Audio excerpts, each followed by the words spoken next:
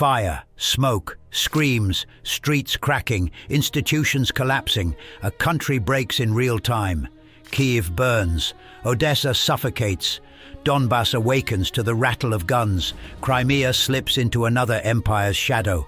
A storm is here, and it is only the beginning. Winter clamps down on Ukraine. Ice-slick barricades tower over Independence Square.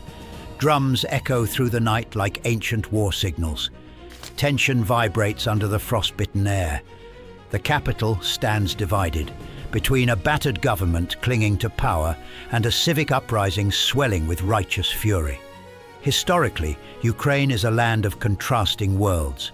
The West, shaped by Habsburg administrative cultures, Catholic-inflected civic nationalism and denser civil organizations.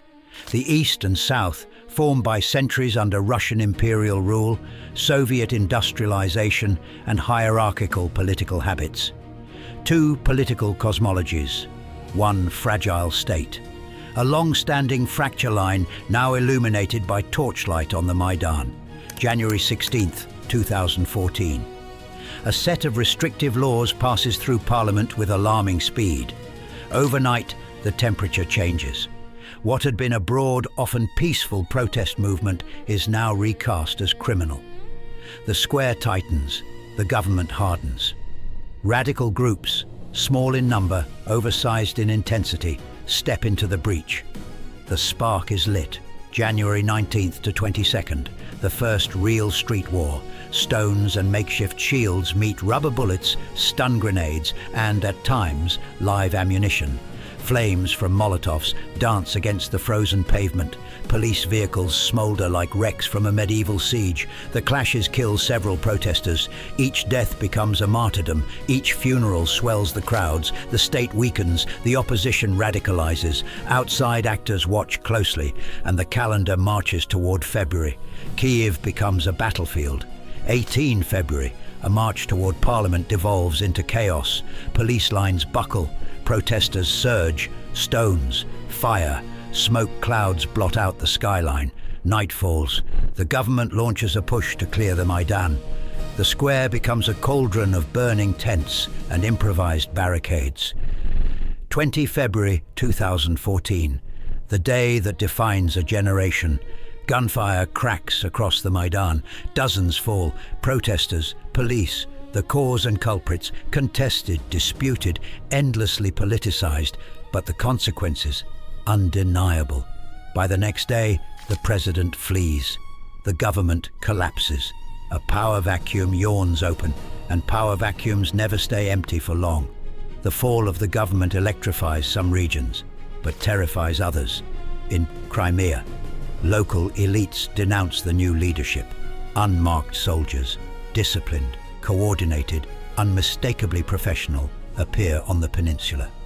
Within weeks, Crimea is annexed, Indus Donetsk and Luhansk. Administrative buildings fall to armed groups. Police units fracture. Local authority dissolves. Hybrid war takes shape, part insurgency, part foreign intervention, part political collapse. This is no longer a protest movement. It is the opening act of a conflict that will redraw the map of Europe. But another tragedy is coming, one that will stain the spring of 2014 in unforgettable fire. Odessa, a cosmopolitan port city, a meeting place of empires, a mosaic of identities, Ukrainian, Russian-speaking, Jewish, Moldovan, Greek, politically divided, tense, watching Donbass nervously, but still intact. Until May 2nd. It begins with football ultras marching for Ukrainian unity. It collides with anti-Maidan activists assembled in the city centre. Improvised weapons fly first, then gunfire, then chaos. Police hesitate, lines disintegrate, civilians run for cover as gunshots ricochet through the streets. Deaths accumulate even before the fire begins. Anti-Maidan activists retreat into the massive Soviet-era trade union's house. Pro-unity demonstrators advance. Objects fly from windows. Molotovs arc through the air. An inferno starts. Fast, lethal, unstoppable. Inside the building, smoke chokes stairwells. Doors jam. Corridors become death traps. Emergency responders arrive too slowly. 48 people die, 48 lives extinguished in minutes. The Odessa tragedy becomes a weapon in the information war now engulfing the region. Each side claims its narrative: martyrdom, fascism, state violence, separatist provocation. Truth is buried beneath competing myths, but the dead remain. The events of early 2014 tear at Ukraine's very fabric. Regional polarization deepens into resentment and fear. Separatist mobilization accelerates in Donbass. Foreign intervention solidifies the conflict into an international crisis. Trust in the state corrodes, from police failures to political fragmentation. Historical memory becomes weaponized. As actors invoke World War II, nationalism, empire, and victimhood. Ukraine enters its most dangerous year since World War II. The conflict is no longer avoidable. It is already unfolding. Battles are coming, sieges, armored columns, thousands of casualties, millions displaced. 2014 is merely the breach in the dam. The violence of 2014 is more than a national tragedy. It is a hinge moment in European history. It reveals how fragile states fracture under pressure, how historical legacies shape modern conflicts, how political collapse becomes civil strife, how contested narratives outlive the dead. The demographic impact is catastrophic. Families sundered, cities depopulated, entire regions transformed by displacement and death. The geopolitical legacy reshapes alliances, borders, and military doctrines for years to come.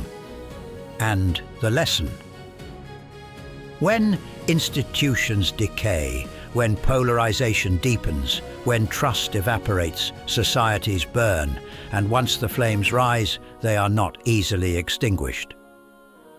Thank you for watching this deep dive into one of the most consequential years of the 21st century.